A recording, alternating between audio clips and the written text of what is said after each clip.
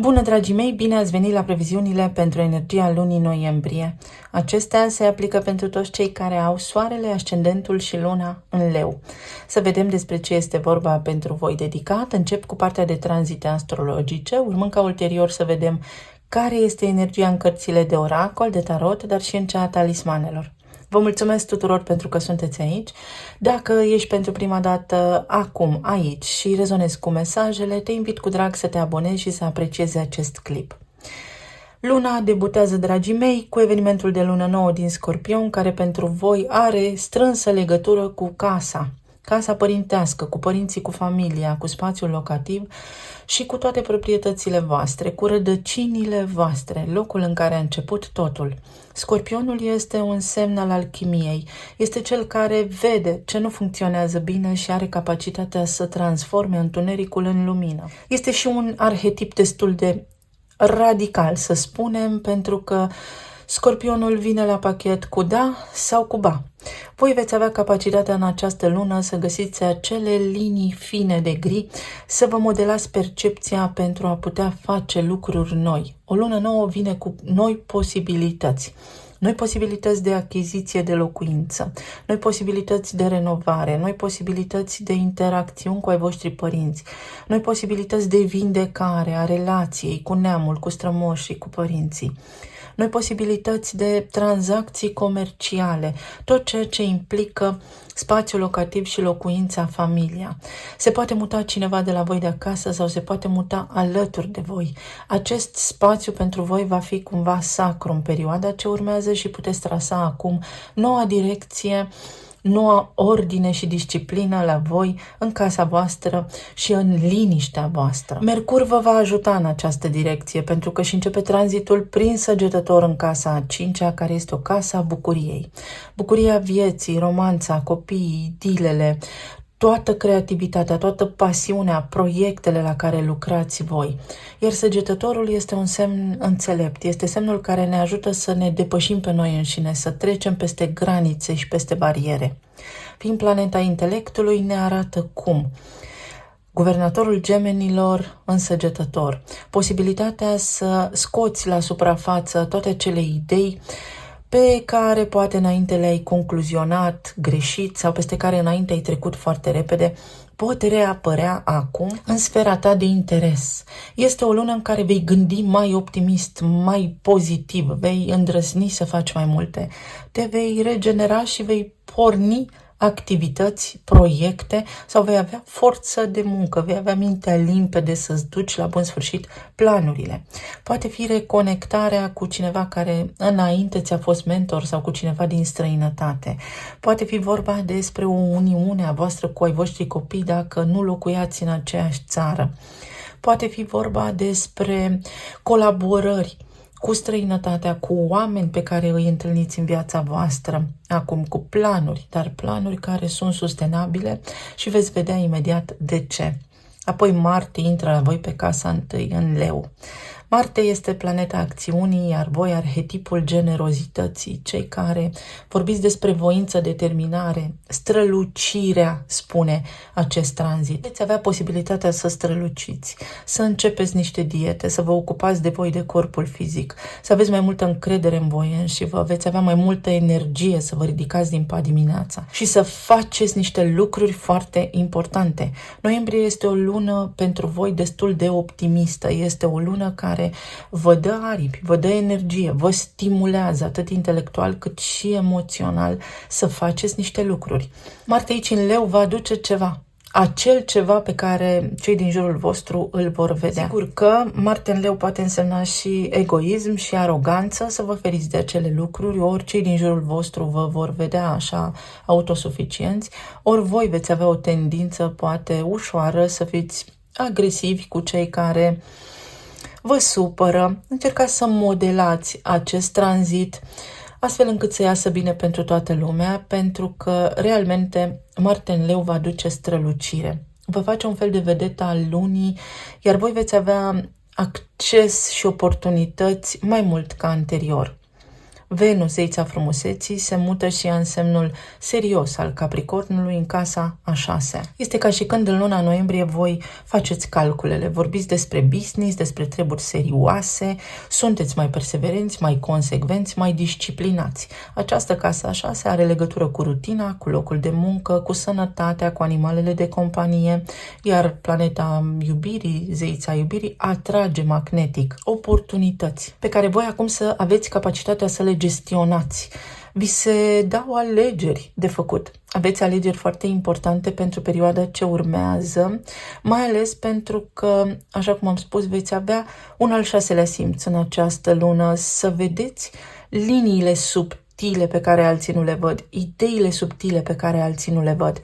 Poate fi și seriozitate alături de un partener de viață, poate fi și o concluzie sănătoasă, acum ne mutăm la următorul nivel, ne mutăm împreună sau iau niște hotărâri importante în legătură cu fostele mele relații, mă desprind de ceva toxic pentru a mă putea regenera. Poate fi vorba și despre niște analize pe care ar trebui să le faceți sau despre seriozitate când vine vorba despre sănătatea voastră.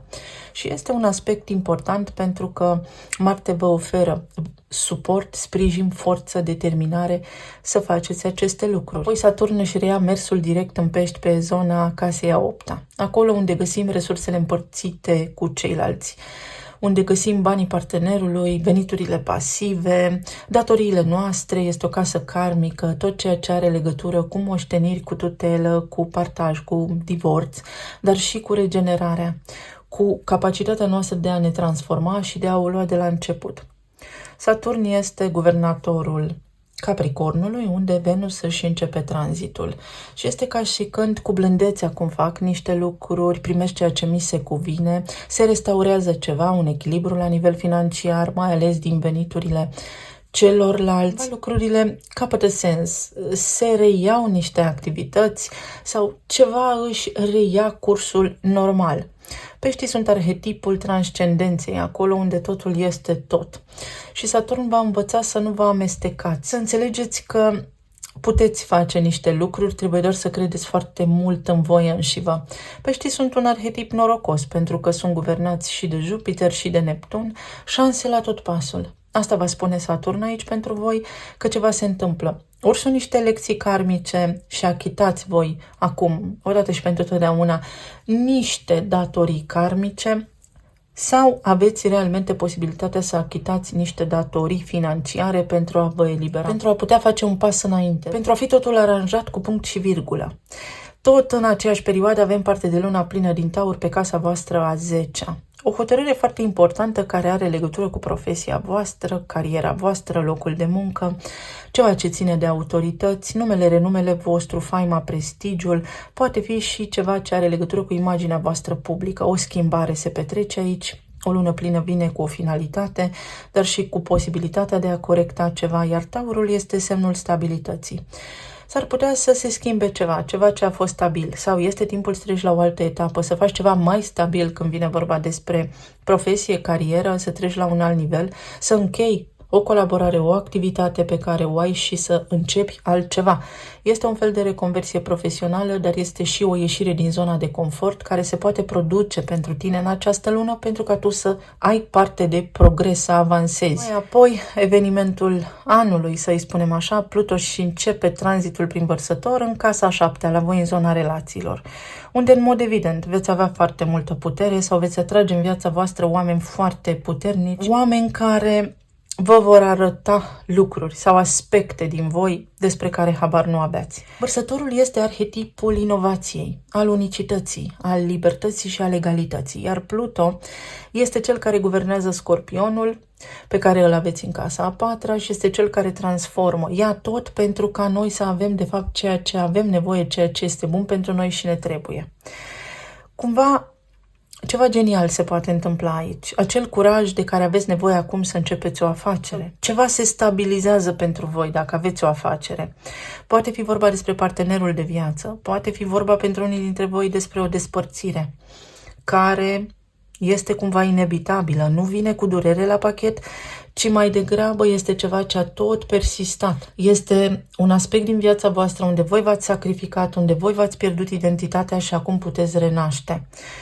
În următorii 20 de ani, Pluto aici în Vărsător vă va ajuta să deveniți mai puternici, să găsiți în voi capacitatea de geniu de a trece peste orice situație. Vă poate aduce în următoarea perioadă Pluto tot felul de colaborări și de oameni care sunt atipici. Pentru voi transformă această zonă a relațiilor, vă împuternicește. Mai apoi avem intrarea Soarelui în Săgetător în casa a 5-a, acolo unde găsim romanța, iubirea, bucuria vieții, copiii, o perioadă foarte bună, să vă faceți planuri de călătorii cu ai voștri copii sau copiii voștri pur și simplu evoluează, îi simțiți ca o parte de progres. S-ar putea să fie, exact cum am spus, ceva legat de granițe. Trec peste niște granițe, mă împac cu copiii, înțeleg mai bine, ne cunoaște mai bine sau cunosc pe cineva.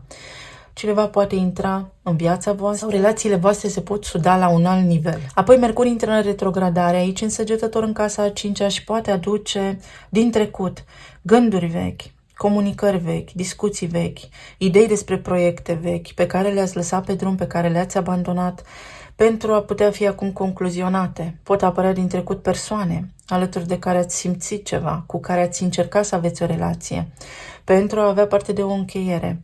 Poate fi vorba despre călătorii pe care acum să vreți să le faceți, cursuri, tot ceea ce ține de bucuria vieții voastre, să vă recâștigați bucuria de a trăi și de a fi. Este o lună, așa cum am spus, foarte bună pentru voi, compatibilă cu voi și cu felul vostru de a fi, care va aduce strălucirea, puterea de a decide și de a lua niște hotărâri importante. Și când spun importante, sunt foarte importante, cu Pluto acolo pe casa a 7-a. Să vedem acum ce ne spune oracolul. Răbdare, răbdare, răbdare. Marte în Leu s-ar putea să vă dea foarte multă forță, foarte multă vehemență sau nerăbdare. Și energia aceasta vă spune, uite, pentru a obține lucruri bune și noi, trebuie să te stăpânești. Armăsarul, calul, forța și puterea să se transforme într-un unicorn. Să alchimizezi. Toate lucrurile pe care ți le dorești pot fi posibile când tu te aliniezi la vibrația înaltă a modului în care tu operezi, în care gândești. Și schimbări la nivel de dietă. Marte în Leu vă poate aduce, așa cum am spus, o schimbare la nivel de aspect fizic. Să fiți sexy, să fiți puternici, să vă recăpătați încrederea în voi înșivă, să vă vedeți diferit. Poate aduce schimbări la nivel de aspect fizic, de look, să mergeți la salonul de înfrumusețare, poate aduce diete, să pierdeți kilograme, poate fi vorba și despre schimbarea rutinei, despre a găsi bucuria vieții. Este o lună în care veți fi așa înțeleptul locului, înțeleptul grupului și ți se luminează calea. Mă emoționează această carte pentru că și eu am ascendentul în Leu și de foarte multe ori mă întreb ce să fac acum, către ce mă îndrept, ce este potrivit. Veți vedea, cu răbdare trecem marea în această perioadă, veți vedea rezultate, veți vedea modalități prin care să depășiți niște obstacole dureroase, emoții blocate, persoane care nu mai au nicio treabă cu voi, pot pleca din viața voastră, o nouă viață. Uite, pasărea Phoenix și casa nouă în Scorpion, regenerare, crede în puterea ta de a o lua de la început pentru că poți, ți se luminează calea, transformare totală și înnoire. O nouă eră, pentru voi cu Pluto în Vărsător chiar este o nouă eră. Și aici avem lucruri care se întâmplă în curând, evenimente foarte bune care se întâmplă în curând. Urci în carieră, urci la o altă etapă, alături de cineva cu care ai o relație, se schimbă ceva, relația respectivă se schimbă. Un om poate să iasă din viața ta, uite, avem pajul de cupe, 5 de cupe, 2 de spade. Trebuie să fii conștient de următorul lucru, de ce îți este frică, de aia nu scapi. Un început și un sfârșit, dar tu renaști și în curând vei vedea despre ce este vorba. Avem aici indicii despre casa a 6-a, unde pe 11-a, foarte interesant, lumină și întuneric, de aur, Venus își începe tranzitul în Capricorn și asta înseamnă seriozitate, disciplină, perseverență, știu ce am de făcut, mă trezesc din pat dimineața, știu cine sunt, știu cât de puternic sunt, știu că nimic nu-mi stă în cale, știu că pot să-mi ating obiectivele, voi face lucrurile pentru mine într-o formă foarte sănătoasă, emoțională și mentală, mă voi ține de planurile mele. Vreau să am în viața mea oameni pe care să mă bazez, totul să fie serios, nu doar eu să dau de la mine și la schimb să nu primesc nimic. 3 de bâte, o carte a berbecului, nebunul și 9 de cupe. O lună extraordinar de bună în care vei vedea lucruri concrete, lucruri noi în viața ta. Ceva se deblochează și se deblochează foarte bine.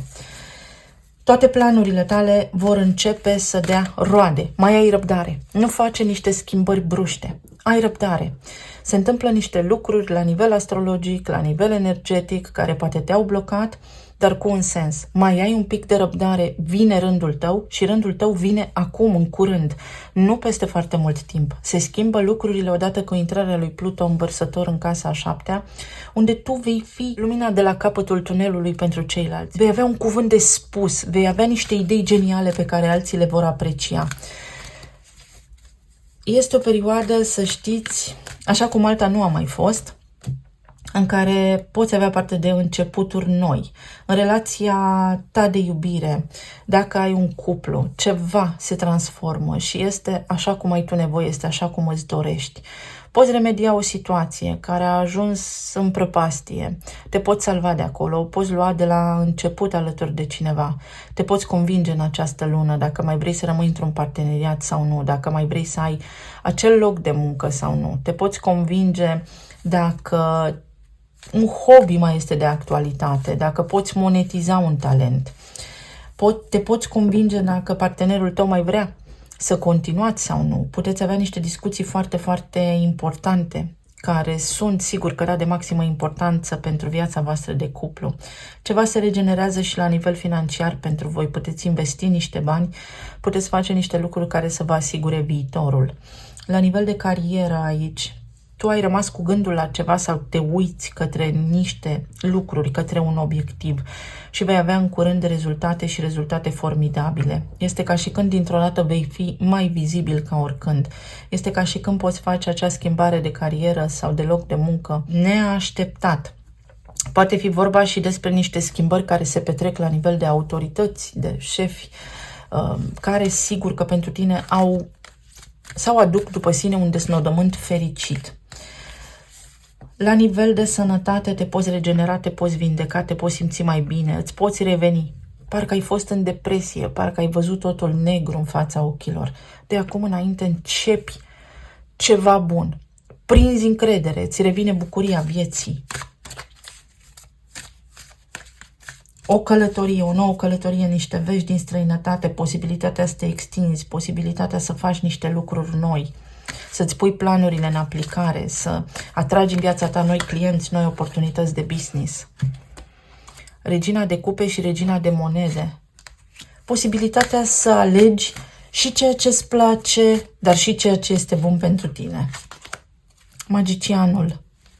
Și mai luăm o carte. Asul de monede. Este o lună în care ceea ce îți place ție se poate întâmpla și se întâmplă concret. Avem aici 2 regine, 2 calități ale energiei feminine. Una foarte iubitoare, este ceva de suflet, și una foarte stabilă, este ceva concret. O iei de la început într-o formă foarte serioasă, foarte sănătoasă. În relația ta de cuplu poți primi confirmarea că cineva te iubește, poți ieși dintr-o perioadă foarte tulbure, foarte agitată, foarte toxică, alături de partenerul tău de viață, cu care, uite, stabilești un cel comun, cu care te poți împăca, cu care o poți lua de la început. Te poți convinge că ești într-o relație stabilă, de lungă durată, că lucrurile merg bine, chiar dacă v-ați pierdut puțin pe drum. Pentru cei care sunteți singuri, poate fi o oportunitate în care ceea ce îți dorești tu devine posibil și poți cunoaște pe cineva. Și este cineva așa cum îți dorești tu, sau poate apărea cineva din trecutul tău pentru care ai avut sentimente, care poate a fost indisponibil sau indisponibilă o perioadă de timp. dar care acum dintr-o dată apare în viața ta și apare să rămână. Ceva se transformă aici și tu ai această putere de a alchimiza. Poate fi vorba despre relația cu casa ta, unde, uite, să locuiești cu doi oameni. Se poate întâmpla ceva, ori să locuiți mai mulți, ori să se mute cineva, ori este vorba despre copiii tăi. Ceva foarte bun se întâmplă. Îți cresc veniturile, îți poți lua un nou loc de muncă, poți redeveni tu cel puternic cum ai fost cândva, pentru că au fost și perioade foarte bune în viața ta. Poate fi vorba despre o vizită, despre niște cursuri, despre mentori pe care să-i cunoști, despre oameni pe care să îi cunoști. Uite-o pe Venus în Capricorn, care te ajută, care îți arată un drum, un sens, o cale, despre regenerare la nivel de corp fizic, la nivel de sănătate, despre opțiuni pe care înainte nu le aveai și nu le vedeai. Poate fi împăcarea cu cineva, poate fi o discuție cu cineva care a rămas în aer, au rămas acolo lucruri nespuse care acum se pot discuta. Poate fi vorba despre capacitatea ta de a o lua de la început, de a fi o nouă versiune de-a ta. Este atât de fabuloasă energia. Ce ne spun aceste două regine? 3 de cupe, bucurie. Prieteni, oameni cu care rezonezi, care gândesc ca tine, sunt ca tine, sprijin, comunitate, ieși din casă, faci lucruri noi, bucurie. Bucurie care vine cu drag din partea cuiva. Bani care te bucură și este ceva ce îți face plăcere. În această lună îți poți face niște plăceri. Te simți tu bine, te îmbraci diferit, îți schimbi culoarea părului. Se întâmplă niște lucruri extraordinar de bune la locul de muncă, poate ești promovat, poate ești ales, poate ești preferat de cineva. 6 de cupe. 6 de cupe înseamnă că îți revii, că se redeschid pentru tine porțile către dorințele tale, că redevine posibil ceva în viața ta, că poți cunoaște din nou succesul, că te poți împăca cu cineva sau cel puțin puteți sta de vorbă, că îți poți găsi un loc de muncă, că poți trece peste niște lucruri care nu au funcționat, care au fost toxice sau că ieși din întuneric în lumină. Mai ai un pic de răbdare. Această schimbare la nivel de dietă implică rutina. Schimbă-ți rutina. Cu Venus în Capricorn, fii serios. Fă lucrurile care sunt bune pentru tine. Ține-te de treabă. Fii perseverent și consecvent și vei vedea cum începând cu această lună, cu energia Săgetătorului acolo pe casa a 5-a și cu tranzite prin casa a 5-a, renaști, vezi dintr-o dată noi orizonturi, noi posibilități, noi proiecte, noi colaborări. Dacă ești singur, poți cunoaște pe cineva și poate fi cineva nou în viața ta sau poate cineva, o persoană pe care ai cunoscut-o cândva, dar cu care nu ai avut neapărat o relație de iubire. Sigur că poate fi și un fost, o fostă. Orice este posibil și sunt cărți extraordinar de bune. Poate fi o călătorie, o relocare, poate fi achiziția unei case, pentru că aveți luna nouă acolo în Scorpion. Poate fi ceva nou. Se transformă ceva și este senzațional de bine în viața voastră. Ce aduce acest 6 de cupe? Sunt oameni care rezonează și gândesc la voi, la fel cu voi. Grădina, socializare, petreceri, voie bună, o întâlnire poate fi și numărul 3 al împărătesei. Te-ai simțit neputincios, devalorizat, nu te-ai simțit atrăgător, nu ai simțit că ai o voce. Acum o poți avea. Lucrurile acelea se întorc la tine. Reintri în puterea ta, dar de această dată ești și mai puternic de atât. Ai acces la niște lucruri din nou, dar ești și mai puternic de atât.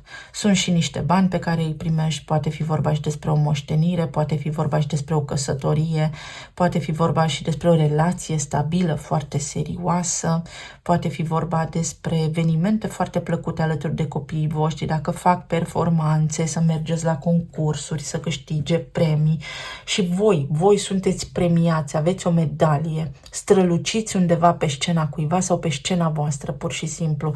Vă întoarceți cu spatele la obiceiurile vechi, la gândurile vechi și mergeți către o nouă direcție. Prindeți un alt tren și este extraordinar de bun pentru că vă duce către succes. Să vedem ce spun și talismanele. Ce văd eu aici este ca și când ați avut o perioadă de teste. Nu știu să vă spun de câți ani pentru că este irelevant, dar ați fost testați și testați foarte mult. Ați fost testați la nivel de rutină, de parteneriate. Să vedeți ce oameni sunt serioși, să-i cunoașteți, fiind psihologic, să vedeți ce funcționează pentru voi și ce nu.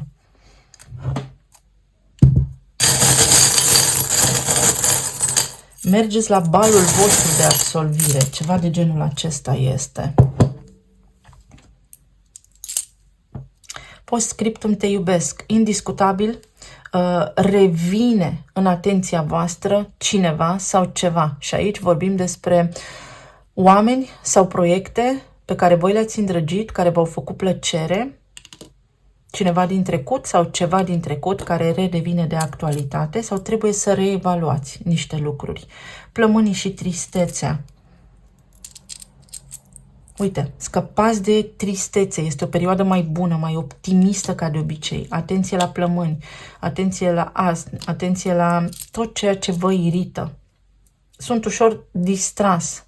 Poate fi vorba despre faptul că voi vă făceați un plan și ulterior apăreau în viața voastră diverse alte elemente, surpriză, factori care interferau cu rutina voastră. De acum nu, Venus vă învață să vă țineți de planul vostru, să vă iubiți pe voi înșivă și să faceți ceea ce trebuie făcut. Lumea la picioare, aveți lumea la picioare și vă regenerați și la nivel financiar. Avem citrinul.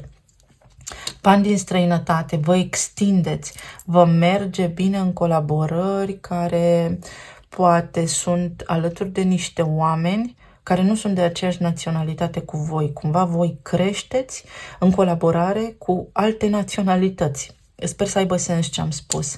Timpul. Vedeți, mai aveți un pic de răbdare. Se încheie ceva și numărul 19 este al soarelui.